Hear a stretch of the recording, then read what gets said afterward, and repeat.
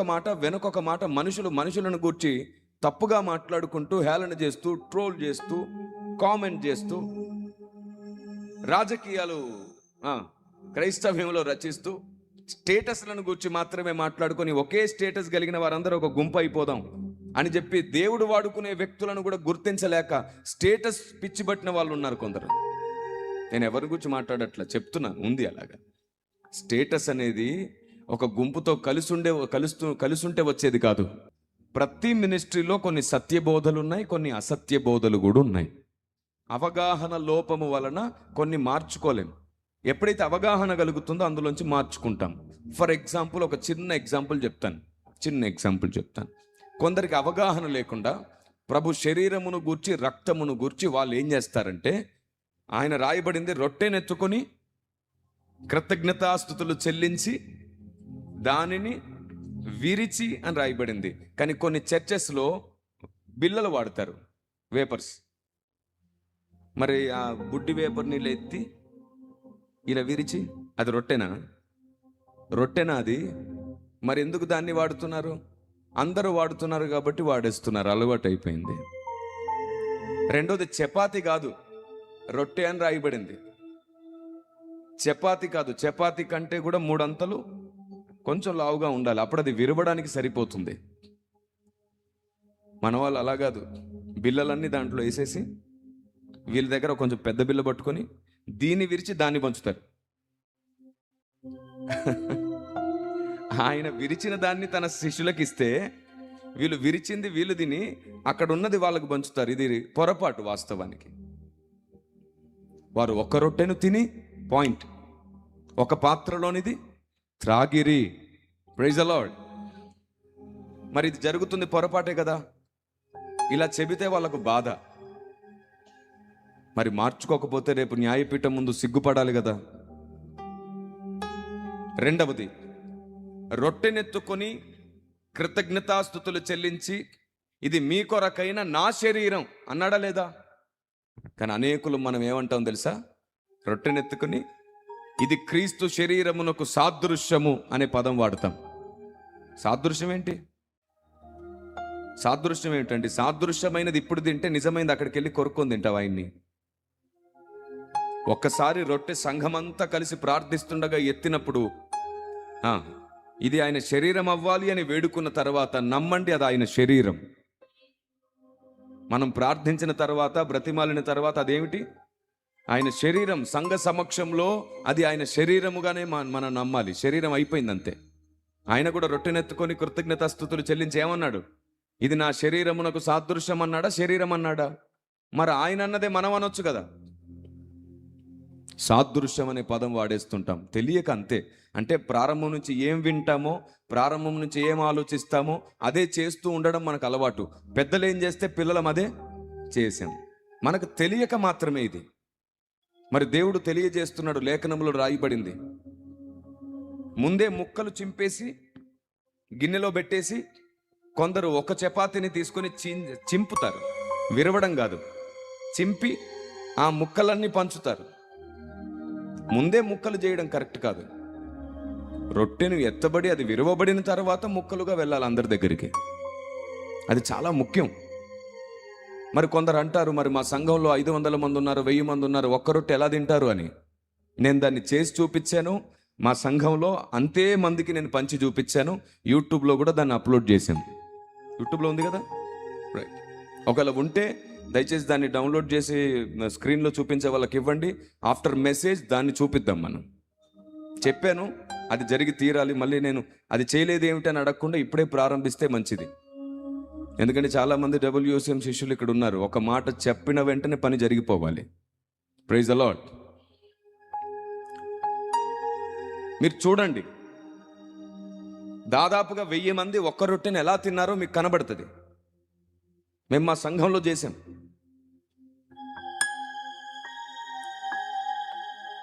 సంఘంలో చేసి చూపించాం. దేవుని ప్రజ కడుపు నిండా తినేది కాదు కదా, ఒక చిన్న ముక్క సరిపోతుంది. కాబట్టి ఒక రొట్టెనెత్తుకొని కృతజ్ఞతాస్తుతులు చెల్లించి ఇది నా శరీరము అని అన్నాడు ఆయన. మనం కూడా ఆయన శరీరమునే తినాలి. ఎందుకంటే యోహాను సువార్త 6వ అధ్యాయంలో సాక్షాత్తు ప్రభువే అన్నారు, నా శరీరము తిని నా రక్తమును త్రాగువాడే నిత్య జీవము గలవాడు.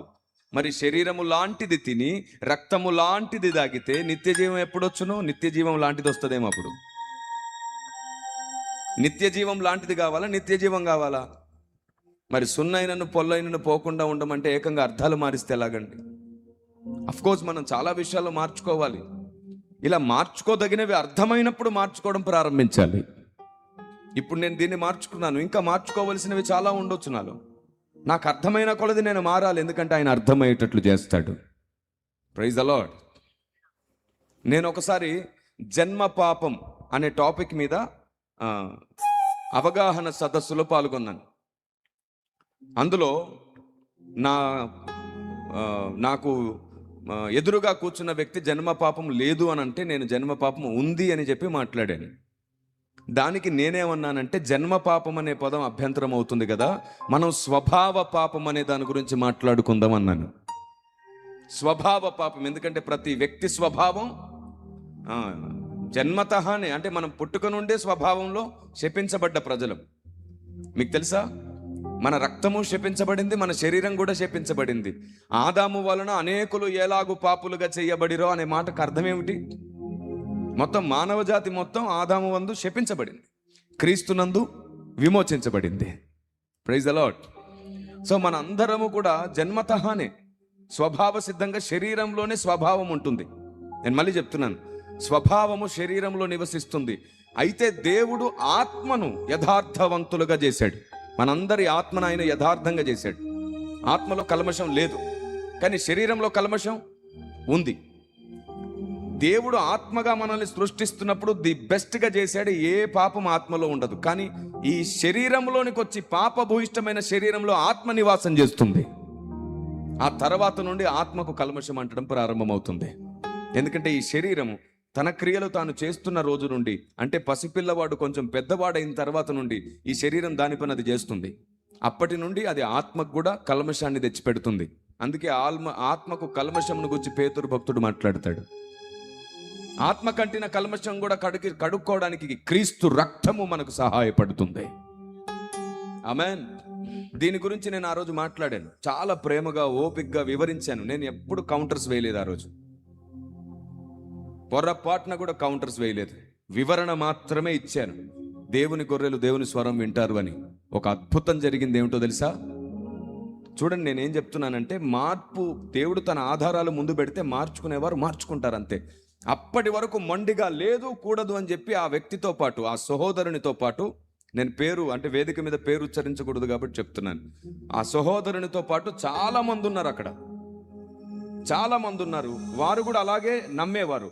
నేను చెప్పి వచ్చిన తర్వాత, వివరణ ఇచ్చిన తర్వాత అద్భుతం జరిగింది. ఒక వారం రోజుల్లోనే అతనితో పాటు ఉన్నటువంటి దాదాపుగా ఒక 7 నుంచి 8 మంది పెద్దలు సమాజంలో వాడబడుతున్నారు ఇప్పుడు వాళ్ళు. అప్పటికే వారు సమాజంలో పేరు పొందిన పెద్దలు, వారితో పాటే ఉన్నవాళ్ళు.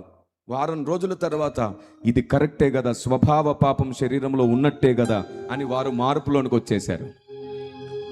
ఇప్పుడు వారు స్వభావ పాపం ఉందని నమ్ముతున్నారు, ప్రకటిస్తున్నారు. కాబట్టి పరిశుద్ధాత్మ దేవుడు ఏదైనా సత్యాన్ని ముందుకు తీసుకొచ్చినప్పుడు నేర్చుకునేవారు మార్చుకుంటారు. అప్పటి వరకు వారికి తెలియలేదు, అర్థం కాలేదు. అర్థమయ్యే కోణంలో దేవుడు మాట్లాడాడు. అలాగని చెప్పి వాళ్ళు ఏం అసత్యంలో ఉండే మనుషులని కాదు, వారిలో చాలా సత్యములు ఉన్నాయి. నా నుండి దేవుడు ఇంకో సత్యం వారికి నేర్పించాడు. ఇలాగూ అందరిలో నుంచి దేవుడు అందరికీ సత్యం నేర్పిస్తున్నాడు. మనం అందరము ఆ రోజు అపోస్తులు ఎలాగైతే ప్రేమతో కలిసి మాట్లాడుకున్నారో అలాగే మాట్లాడుకునే అంత స్థాయి ఓపిక సహనం పెద్దలకు కూడా వస్తే పిల్లలకు కూడా వస్తుంది. ముందొక మాట వెనకొక మాట, మనుషులను గూర్చి తప్పుగా మాట్లాడుకుంటూ, హేళన చేస్తూ, ట్రోల్ చేస్తూ, కామెంట్ చేస్తూ, రాజకీయాలు క్రైస్తవ్యంలో రచిస్తూ, స్టేటస్లను గురించి మాత్రమే మాట్లాడుకొని ఒకే స్టేటస్ కలిగిన వారందరూ ఒక గుంపు అయిపోదాం అని చెప్పి దేవుడు వాడుకునే వ్యక్తులను కూడా గుర్తించలేక స్టేటస్ పిచ్చిబట్టిన వాళ్ళు ఉన్నారు కొందరు. నేను ఎవరి గురించి మాట్లాడట్లా, చెప్తున్నాను, ఉంది అలాగా. స్టేటస్ అనేది ఒక గుంపుతో కలుసుంటే వచ్చేది కాదు. దేవుడు నిన్ను నమ్మడం ప్రారంభిస్తే కలుగుతూ ఉండడం ప్రారంభమవుతుంది. దేవునికి స్తోత్రం కలుగును గాక. ఆమేన్. ఆయన ఉద్దేశములు, ఆయన ఆలోచన విధానములు ప్రపంచానికి అవసరమైనవి నీలోనికి వస్తే, నీకు అర్థమైతే, నువ్వు నేర్చుకుంటే నీ స్టేటస్ దేవుడే ఇస్తాడు, నీ స్థాయిని దేవుడే పెంచుతాడు. నిన్ను నువ్వు నిరూపించుకోవద్దు, నిన్ను నీ దేవుడే నిరూపిస్తాడు. ఇది పరిశుద్ధాత్మ దేవుని ఉద్దేశం, పరిశుద్ధాత్మ దేవుని ఆలోచన. ఈరోజు ఈ సంస్కరణ జరగాలి క్రైస్తవ సమాజంలో, అప్పుడే సంఘములు అన్ని క్షేమాభివృద్ధి పొందుతాయి. మరి మనలో ఎంతమంది సంఘాల క్షేమాభివృద్ధి కొరకు ప్రార్థనలు చేస్తాం? ఎంతమంది మినిస్ట్రీస్, డినామినేషన్ సత్యములు నేర్చుకోవాలని ప్రార్థన చేస్తాం? మనలో ఎంతమంది సేవకులు అందరూ మంచి మనస్సుతో ఐక్యతతో ఉండాలి, వారి మధ్యలో వివాదాలే ఉండకూడదని ఎంతమంది ప్రార్థనలు చేస్తాం? ఒక పొరపాటు కనబడితే దాన్ని 10 మందికి చెప్పే వరకు ఊరుకోం. గ్యాస్ ట్రబుల్ కదా, గ్యాస్ ట్రబుల్. అరే, ఒక వ్యక్తిలో పొరపాట్లు కనబడడం కామన్. మీలో యోగ్యులెవరో కనబడు నిమిత్తం భిన్నాభిప్రాయములు ఉండక, అలాగే వ్యక్తులలో పొరపాట్లు ఉండవా? ఉండబెట్టండి. మీలో పొరపాట్లు లేవా? మీ పక్కన వాడు మీకు పొరపాటుగా కనబడే ఒక్కరోజు కూడా ఉండదా? మీ ఇంట్లో వాళ్ళే, మీ సొంత వాళ్ళే మీలో పొరపాట్లు వెతికే అవకాశం ఉంది, వాళ్ళ పొరపాట్లు కూడా మీకు కనబడే అవకాశం ఉంది. మనుషులం మనం, ఎవరం దేవుళ్ళం కాదు, బలహీనులం. ఏదో ఒక పొరపాటు. కొందరికి కోపం ఎక్కువ, కొందరికి ఆవేశం ఎక్కువ, కొందరికి తెలివి తక్కువతనం ఎక్కువ, కొందరికి నామకార్థత ఎక్కువ, కొందరికి మూఢనమ్మకాల పిచ్చి ఎక్కువ. ఒక్కొక్కరిలో ఒక్కొక్క పొరపాటు ఉంది. పేరుకు క్రైస్తవులం, ఇల్లు కట్టేటప్పుడు ఇప్పటికి కూడా వాస్తు చూస్తారు కొందరు. ఇప్పటికీ కొందరు పెద్దలు క్రైస్తవులై ఉండి కూడా వాస్తు చూడకుండా ఇల్లు కట్టరు. ఈ వాస్తు చూసే వాళ్ళని నేను ఒకసారి ఈ అరబ్ దేశాలకు తీసుకెళ్లి చూపించాలనుకుంటున్నాను. ఈ ఫారిన్ కంట్రీస్ దేశాలకు వెళ్ళి తీసుకెళ్లి వాళ్ళని చూపించాలి. ఆ ఎడారి దేశంలో వాళ్ళు అంత గొప్ప దేశంగా ఎలా ఎదిగారు? వాళ్ళు ఏ భవనం కట్టినా వాస్తులు చూడరు. భవనం నిలవడానికి ఎంత రేంజ్లో కట్టాలి కొలతలు చూస్తారు. ఎంత లోతు కడితే ఈ భవనం ఆగుతుందో చూస్తారు. వాస్తులు చూడరు. వాళ్ళని నేను అడిగాను ఒకసారి, ఇంత పెద్ద పెద్ద టవర్లు కడుతున్నారు మీ దేశంలో, మీకు వాస్తు చూసి పెట్టింది ఎవడో, ఒకసారి మాకు పంపిస్తే మా దేశానికి తీసుకెళ్తా, మా దేశం కూడా డెవలప్ అవ్వాలి అని అన్నాను. అతను అన్నాడు, వాస్తు బీస్తూ కూర్చున్నాయి జాంతే, ఆమె వాస్తవాలు జాంతే అన్నారు. ఏమిటంట? వాస్తు కాదు, మేము వాస్తవాలు నమ్ముకున్నాం అన్నాడు. అరే, దిక్కులను కాదు నువ్వు నమ్ముకోవలసింది, దిక్కులను చేసిన దేవుని నమ్ముకో. నువ్వు ఏ దిక్కుకి వెళ్ళినా బాగుపడతావు. దేవునికి స్తోత్రం కలుగునుగాక. ఆమేన్. వాస్తును నమ్మితే అన్ని బాగు జరుగుతాయి అంటే మరి ఇప్పటిదాకా ఏ వాస్తు వల్ల కూడా ఏ బాగు జరగలేదు ఎందుకు? దేశ పరిస్థితి అలాగే ఉందెందుకు? మన దేశంలో వాస్తుకు అంత జ్ఞానం ఉంటే ఏకంగా దేశానికే వాస్తు చూద్దాం, దేశమే బాగుపడుతుంది. ఏ వాస్తు ఇల్లు కట్టినా, ఏ వాస్తు కట్టకపోయినా అందరి జీవితాల్లో జరగాల్సిన కష్టాలు, నష్టాలు వస్తుంటాయి, పోతుంటాయి. వాస్తవాలు నమ్ముకున్నప్పుడే మరణం తర్వాత కూడా జీవం నిలకడగా ఉంటుంది. దేవునికి మహిమ కలుగును గాక. ఎంత ముఖ్యమైన ఆలోచన విధానానికి దూరంగా బ్రతుకుతున్నాం మనం, ఎంత ఖచ్చితమైన ఆలోచన విధానానికి వేరుగా బ్రతుకుతున్నాం మనం. సాక్షాత్తు పరిశుద్ధాత్మ దేవుడు మనలో పనిచేయాలనుకుంటున్నాడు. కాబట్టి గుర్తుంచుకోండి, ఏవైనా సత్యములు, ఏదైనా జ్ఞానం మీ ముందుకు వచ్చినప్పుడు ఆలోచించండి. అది నిజమైతే మీ జీవితాల్లో మార్పు తెచ్చుకోండి. ఆమేన్. ఇప్పుడు ఎంతమంది ఈరోజు సమాజంలో వాడబడుతున్న గొప్ప వాళ్ళు ఉన్నారో, ఎన్ని గొప్ప సంఘాలు ఉన్నాయో, వాళ్ళు కూడా మార్చుకోదగినవి చాలా ఉన్నాయి. అందరూ అందరికీ ప్రేమగా చెబితే మార్చుకుందాం, అంతేగాని అవమానించి నిందిస్తే మార్చుకోవడం కుదరదు, సాధ్యపడదు. మీకు అర్థమయ్యేటట్టు చెప్పనా? ఏమండి, ఒక ఇద్దరు వేదిక మీదకి రండి అన్న, ఒక ఇద్దరు ముగ్గురు వేదిక మీదకి రండి. మీకు నేను అర్థమయ్యేటట్టు చెప్తాను, చూడండి ఒకసారి. జస్ట్ మీకు చూపిస్తాను. అక్కడ నిలబడండి అన్న, అక్కడ నిలబడండి. సింపుల్గా చూపిస్తాను. కరెక్ట్గా ఖచ్చితంగా చేయండి. రైట్. స్ట్రైట్గా పక్క పక్కన నిలబడితే బాగుంటుంది కదా. రైట్. ఇప్పుడు చూడండి, ఇప్పుడు వీళ్ళు వేరు వేరు డినామినేషన్లు అనుకోండి, ముగ్గురు మూడు వేరు వేరు డినామినేషన్లు. వాళ్ళ దగ్గర సత్యం ఉంది, జ్ఞానం ఉంది అనుకోండి. ఒక్కొక్కరి దగ్గర ఒక్కొక్క సత్యం ఉంది. ఇప్పుడు వీళ్ళు నేర్పించుకోవాలి. ఎలా నేర్పిస్తే వాళ్ళు నేర్చుకుంటారు? ఒక ఎగ్జాంపుల్, ఇప్పుడు ప్రస్తుతం సొసైటీ ఎలా నేర్పిస్తుందో చూడండి. కాలర్ పట్టుకుని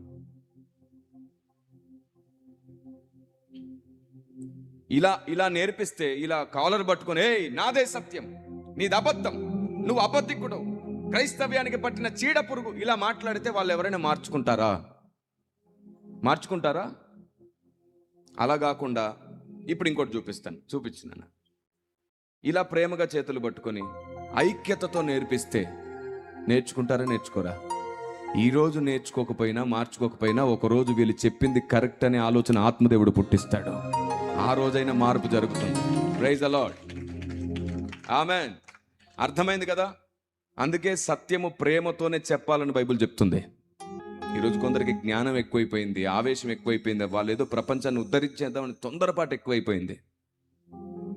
స్టెఫన్ లాగా తొందరపడుతున్న రాళ్ళతో కొట్టేవాళ్ళు లేక ఈ ఓవర్ యాక్షన్ గ్యాంగ్ ఎక్కువైపోయింది. నేను ఎవరిని అనట్లేదు, వాళ్ళనే ఇది మమ్మల్ని అన్నాడు అని వాళ్ళు అనుకుంటే అది వాళ్ళకే కలుగుగాక. నేనైతే వాళ్ళని ఎవరిని అనట్లేదు. తొందరపడతనం ఎక్కువైపోయింది తమ్ముళ్ళకు చాలా మందికి, అన్నలకు చాలా మందికి. ఆవేశం ఎక్కువైపోయింది. ఒక్క పొరపాటును బట్టో, ఒక తప్పు బోధన బట్టో, ఒక పొరపాటు బోధన బట్టో ఆ మనిషే పొరపాటు అయిపోడు. మనిషిలో పొరపాటు ఉండొచ్చు, మనిషే పొరపాటుగా మనం చూడొద్దు. కొందరు మహాప్రార్థనా పరులు ఉంటారు, కానీ వాళ్ళకు బోధ తెలియదు పాపం.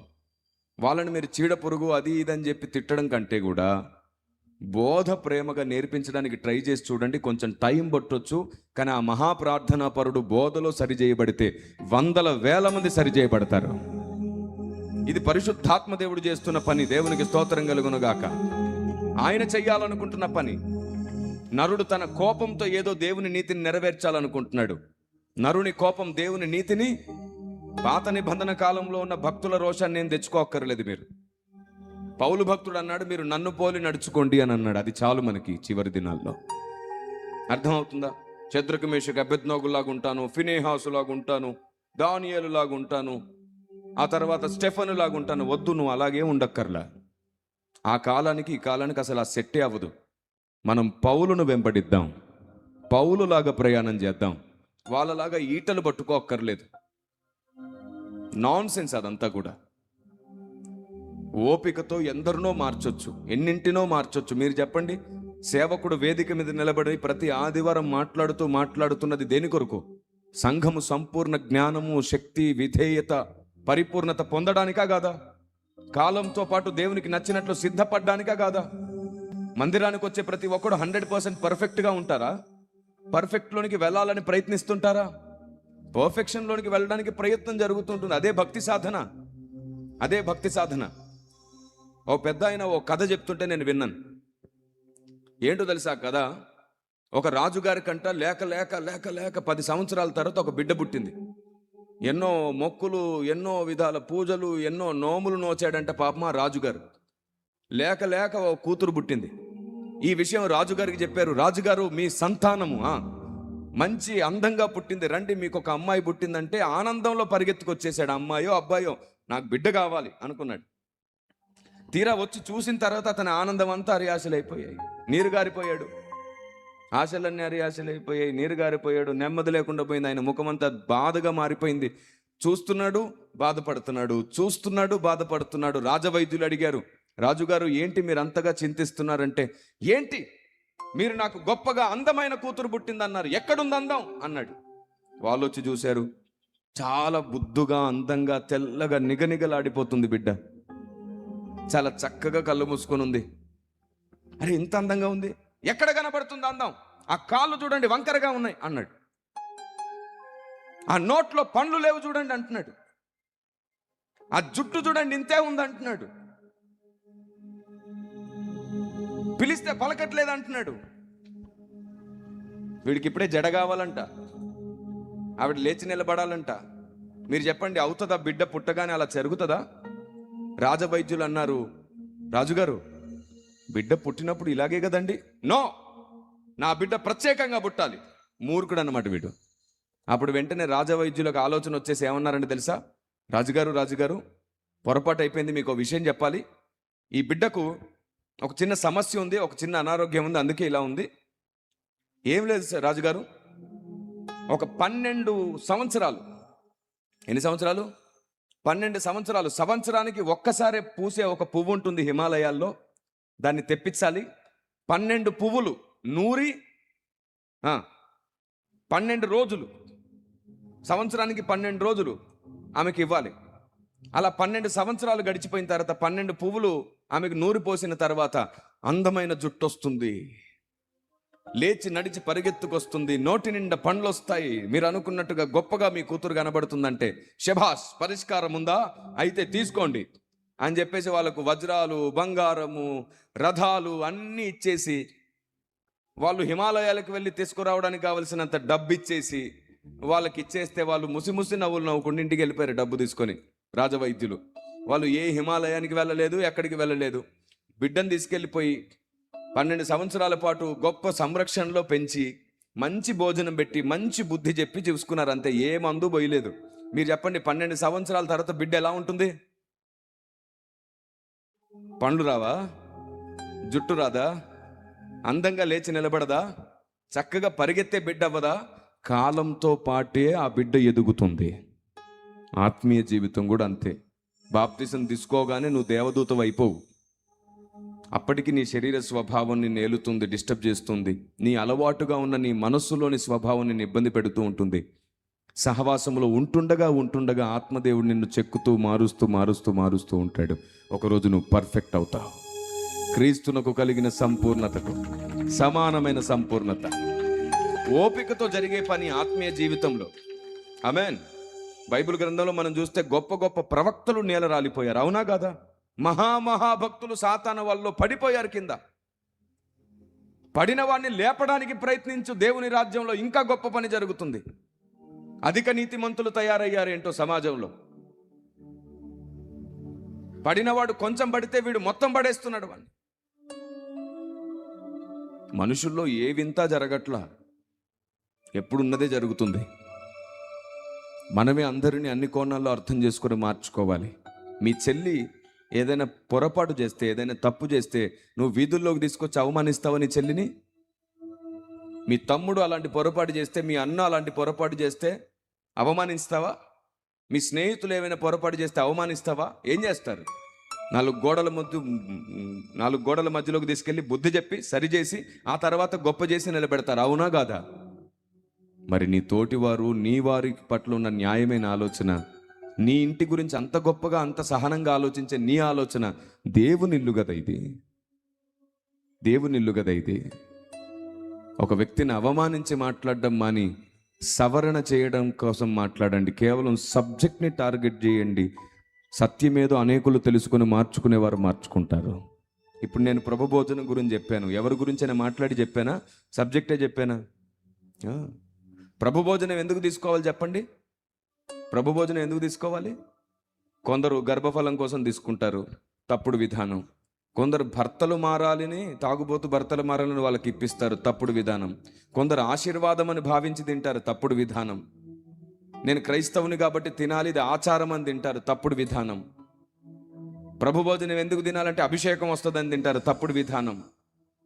ఒక్కొక్కరు ఒక్కొక్క పిచ్చి నమ్మకంతో ప్రభు భోజనం తినే వాళ్ళు ఉన్నారు. కొందరు మాత్రమే ప్రభు భోజనం యొక్క అసలు విలువ తెలిసిన వాళ్ళు ఉన్నారు. ప్రభు భోజనం తీసుకోవడానికి ఆశీర్వాదాలు, దీవెనలు కాదు కారణం. ప్రభు భోజనం తినడం ద్వారా ఉండే గొప్ప గొప్ప ప్రయోజనాలు అంటే ఆత్మీయ క్షేమాభివృద్ధి ఏమిటో తెలుసా? యోహాను సువార్త 6వ అధ్యాయంలో యేసు ప్రభు చెప్పారు, చూడండి. ఇది ఏం మర్మము కాదు, అందరికీ డైరెక్ట్గా కనబడే సంగతే. మన బైబిల్ గ్రంథంలోనే డైరెక్ట్గా కనబడుతుంది, చూడండి. యోహాను సువార్త 6వ అధ్యాయము 47 నుండి చూద్దాం. విశ్వసించువాడే నిత్య జీవం గలవాడు, జీవాహారమును నేనే అన్నాడు. Praise the lord. ఒక్క నిమిషం. విశ్వసించేవాడు నిత్య జీవం గలవాడు, జీవాహారమును. తర్వాత ఏమన్నాడు చూడండి. మీ పితరులు అరణ్యంలో మన్నాను తినను చనిపోయిరి, దీనిని తినువాడు చావకుండానట్లు పరలోకం నుండి దిగి వచ్చిన ఆహారం ఇది. ఇప్పుడు ఆయన శరీరము రక్తం తిని త్రాగితే వచ్చే ప్రయోజనం ఏమిటంట? చావకుండున్నట్లు. ఆయన శరీరము రక్తము తిని త్రాగువాడు చావడు అంట. అంటే మన ఆత్మలో మనకు మరణం, శరీరం ఒక్కటే చనిపోతుంది కానీ ఆత్మకు మరణం ఇంక ఉండదు. ఆయన శరీరము రక్తమని నమ్మి తిని తాగండి, అందులోని జీవం మీలో ఉంటుంది. గట్టిగానరే, ప్రైజ్ ది లార్డ్. మరి శరీరం లాంటిది తింటే జీవం లాంటిది వస్తే ఎట్లా? శరీరం అని నమ్మి తినండి, శరీరంలోని జీవం మీలోనికి వస్తుంది. నా శరీరము తినువాడు చావడు. ఏమని రాయబడింది అక్కడ? చావడు. నెక్స్ట్ 53వ మాట చూడండి. కావున యేసు ఇట్లా, నేను మీరు మనుష్య కుమారుని శరీరము తిని ఆయన రక్తము తాగితేనే కాని ఉమ్. మీలో మీరు జీవం గలవారు కారు. రెండవది ఏమిటంటే ఆయన శరీరం తిని ఆయన రక్తం త్రాగితే మనలో మనం జీవము కలిగి ఉంటాం. దేవునికి మహిమ కలుగును గాక. ఆయన శరీరము తిని ఆయన రక్తం తాగితే మనలో మనం జీవం కలిగి ఉంటాం. తాగుబోతు భర్త మారడానికా? గర్భఫలాల కోసమా? ఆశీర్వాదాలు దీవెనల కోసమా? మొక్కిన కోరికలు తీరడం కోసమా? లేకపోతే ప్రభు శరీరం రక్తం తింటే పరిశుద్ధత వచ్చేస్తుందా? ఆయన శరీరం రక్తం తిని త్రాగితే మనలో మనం జీవం కలిగి ఉంటాం. మొదటిది చావము, రెండవది మనలో మనం జీవము కలిగి ఉంటాం. మూడవది చూడండి ఆ కిందే 54వ మాట. నా శరీరము తిని నా రక్తము తాగువాడే నిత్య జీవం గలవాడు. అంత్య దినమున నేను వానిని లేపుదును. అంత్య దినమున నేను వానిని అంటే పౌలు భక్తుడు అన్నాడు కదా, పునరుద్ధానములో నాకు పాలు కావాలి అని అన్నాడు. మనం పునరుద్ధానంలో పాలు పొందడానికి ఆయన శరీరము తిని ఆయన రక్తం తాగాలి.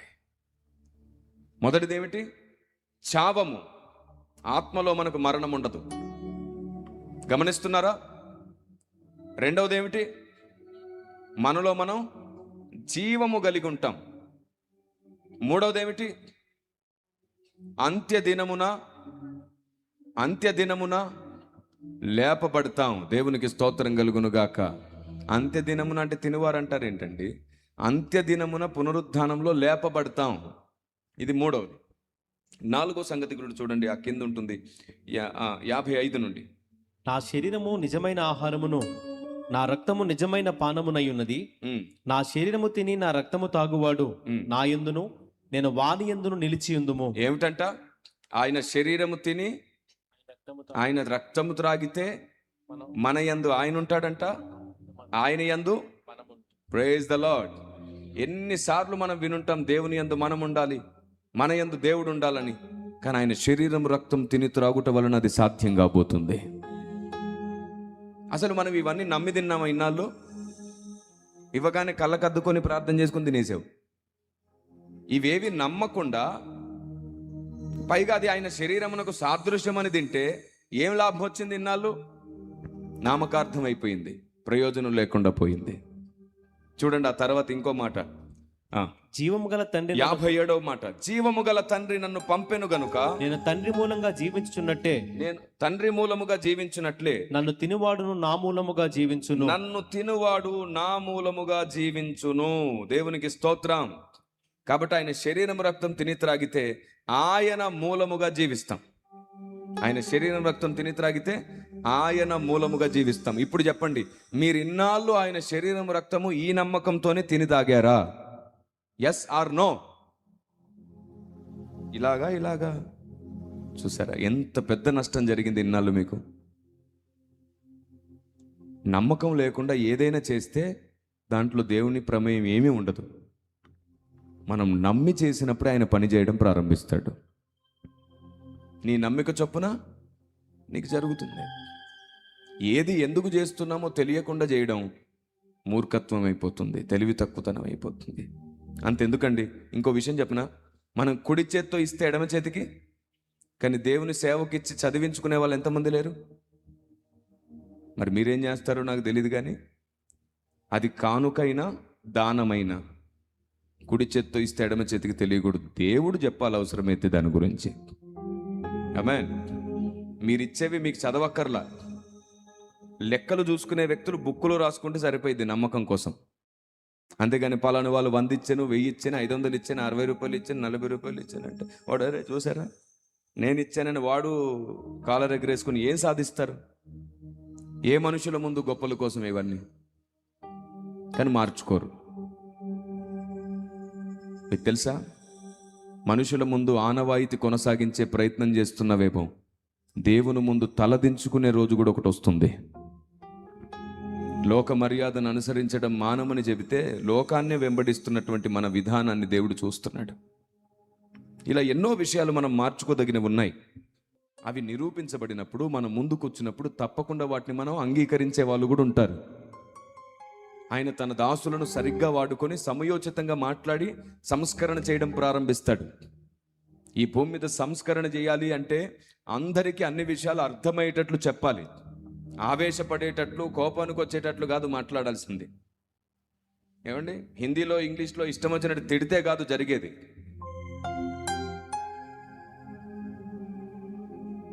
బేవకూఫ్ అని తిట్టి కుంఫు చేస్తే రాదు. మనకు నచ్చినట్లు మనం తొందరపడితే జరగదు. చీడపురుగు అది ఇదని మాట్లాడితే జరగదు. లేని గొప్పలకు వెళ్తే జరగదు. ఆత్మకార్యం ఈ భూమి మీద జరగనివ్వాలి అంటే మనం అందరం నిదానించి సమాధానంగా పరిగెత్తి తీరాల్సిందే. ఆమేన్. ఈరోజు చూడండి, ఎటు చూసినా సరే కొందరు హిందీలో, కొందరు తెలుగులో, వారికి నచ్చిన భాషలో తిట్టేసుకుంటున్నారు, రకరకాలుగా మాట్లాడుకుంటున్నారు.